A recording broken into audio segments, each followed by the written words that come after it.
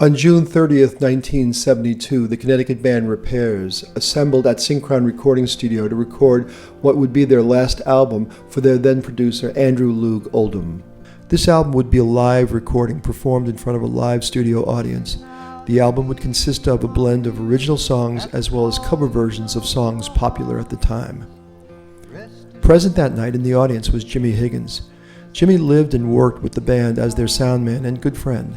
Jimmy had a long history with the band member Peter McCann. They had performed together in a trio in college with George Mathias as Peter, Jimmy, and George. But that evening, Jimmy played what would be a more important role. Jimmy had brought a Super 8 film camera along with him that night and shot about 26 minutes of the performance. Somehow, and for reasons that we'll never know, that film fell into my hands, and that reel of film has sat on my bookshelf for the last 40 years. Recently, I digitized that film, synced it with the audio from that performance, and that's how we will begin this story. In the control room that night was a small group of individuals who were handling the recording session. Here you see Andrew interacting with his son, Sean Oldham, before the session began. Walking into the shot is David McCann, Peter's brother, with a female companion. David is playing cello on the song you are currently hearing and will appear in the video shortly. And here is an interesting close-up of Andrew. Here are three individuals handling the recording that night. First closest to the camera is Richard Robertson, the Syncron recording engineer. Seated in the middle is Andrew, the producer, and last and furthest is Doc Cavalier, owner of Syncron and friend to both Andrew and the band. The song you are hearing is a cover of Paul Stuckey's wedding song. Jim Higgins joined Peter and Suki on stage to sing the song. Be the reason for becoming man and wife. Is it love that brings you here, or love that brings you life? For if loving is the answer, then who's the giving for? Can you believe in something that you've never seen before? There is love. Love. There is love.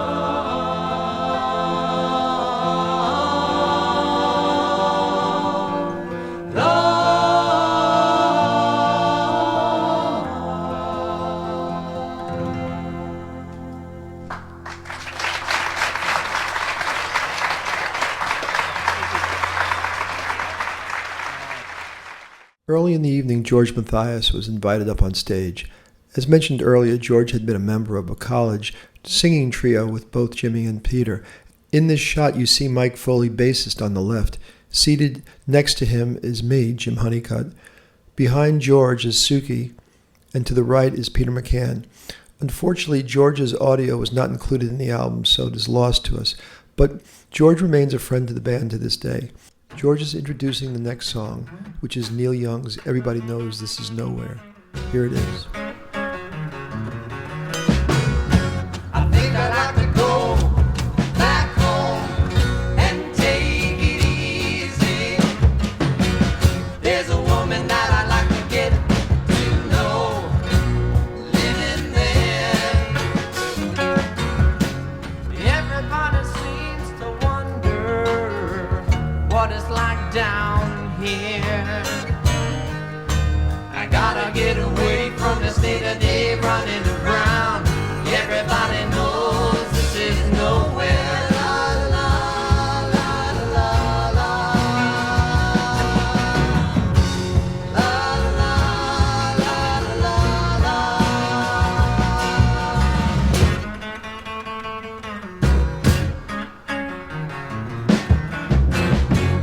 Every time I think about back home, it's cool and breezy.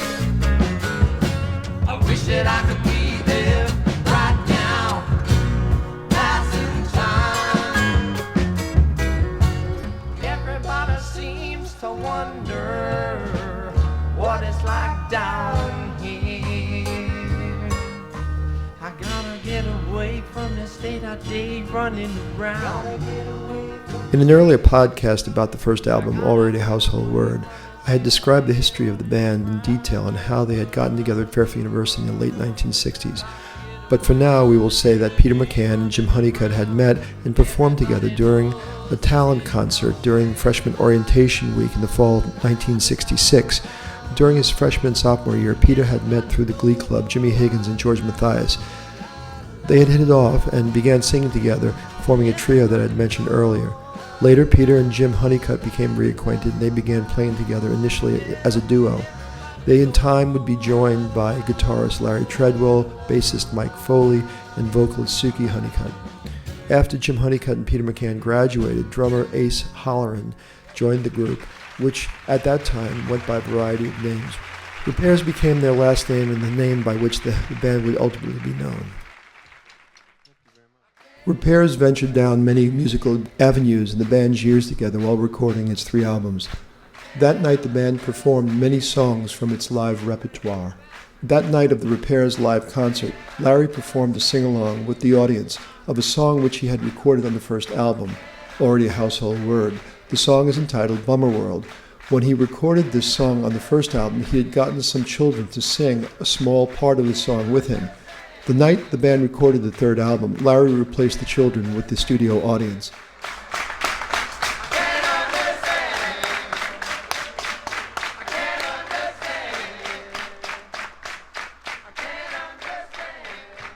Thanks for the applause. Tired of Waiting was a song from Repair's first album, already a household word. That evening the band performed an electric version of the song, but the recording actually never made it onto the live album. Recently, Mike Foley was able to get permission from our producer Andrew Luke Oldham to obtain the actual original master tapes of this session. Mike got the tapes from Trodden Nozzle Recording Studio. Then when we recorded the album, it was called Syncron Recording Studio back in 1972. Mike sent the master tapes to Larry Treadwell on the West Coast.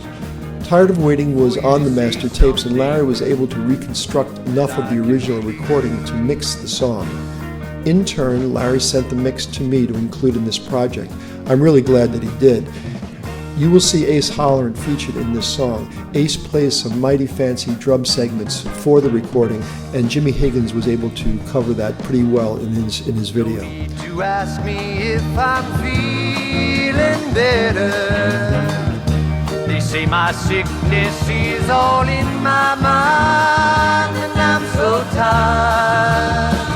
Yes, I'm so tired of waiting.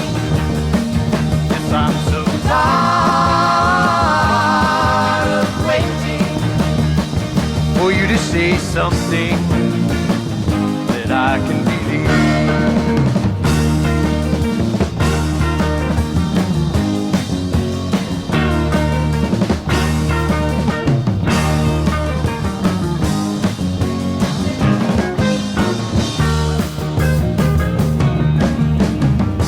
I hear you whisper that you think you love me.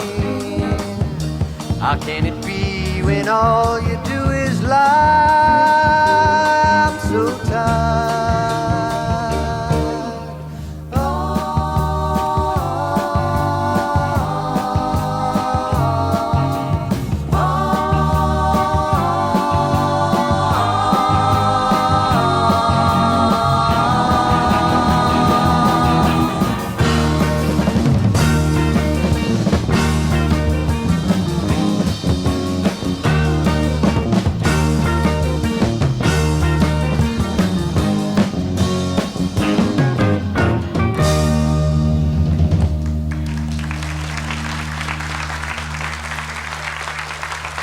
Thank you very much.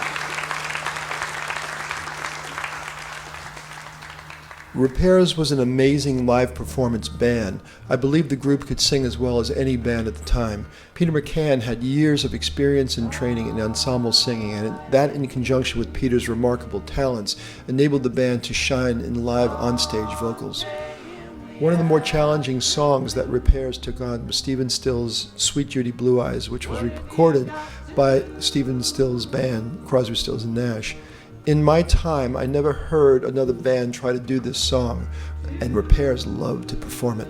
The only thing that Repairs' version lacked was a drum solo, which would have given Ace another opportunity to shine. But in this performance, almost all members of the band got to play some part of the song, whether it be solo vocals or ensemble singing, the guitar solos, or a driving bass line. Because the song is so long, Jimmy Higgins was only able to shoot a few moments of the song, but here's a sample of Repair's performance that evening of Sweet Judy Blue Eyes.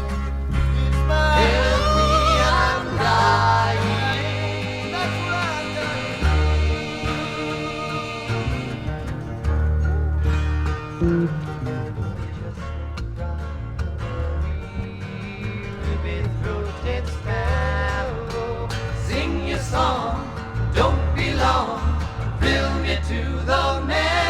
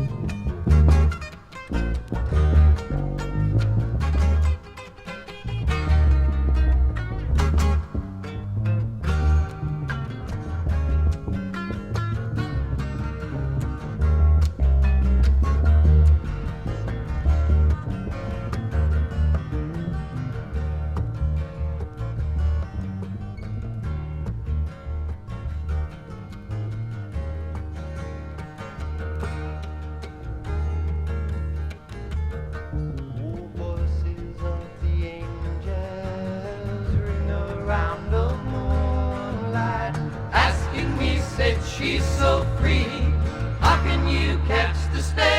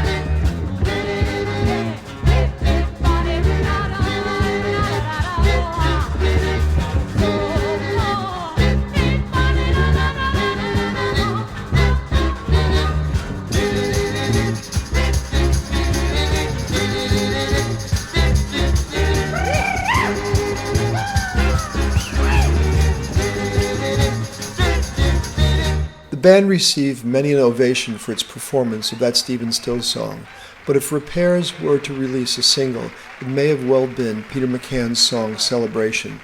Fortunately, Jimmy Higgins shot most of the band's performance that evening. Even after 40 years, the song still has lots of life to it, and the harmonies are still terrific. Enjoy Celebration.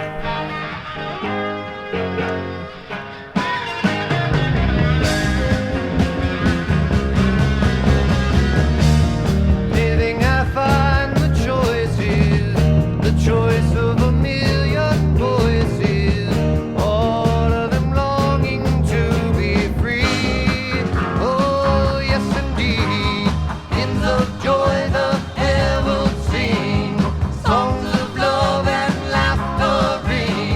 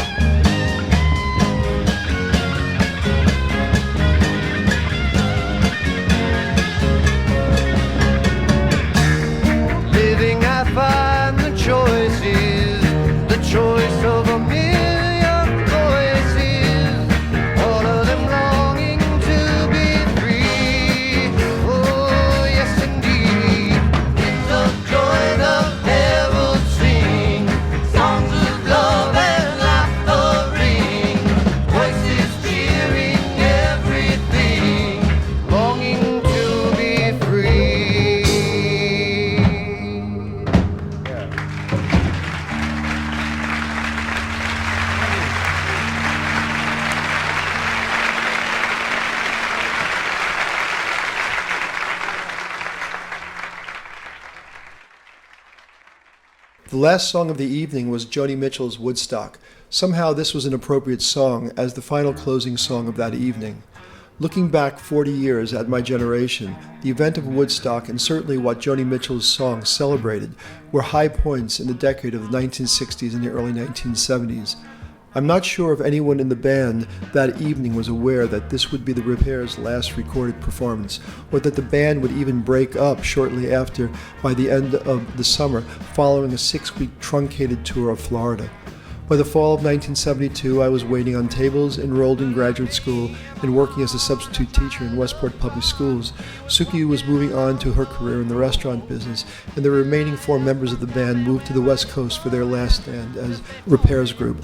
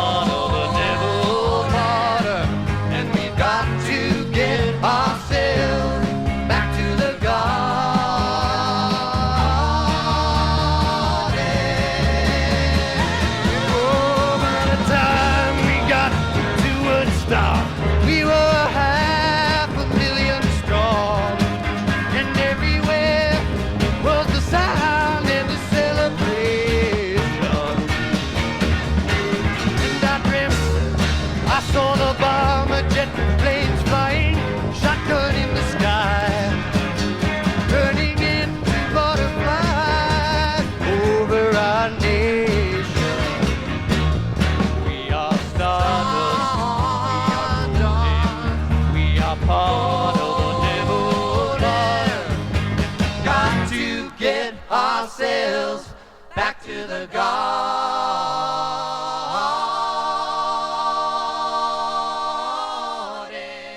Today, March 8th, 2013, at the age of 64, I view being part of Repairs as one of the great moments of my own life. It was a high school kid's dream to be part of a great band, and for me, Repairs in almost every way delivered that dream. All members of Repairs today are still lifelong friends, and so I bid them adieu and hope we all meet again someday. Goodbye.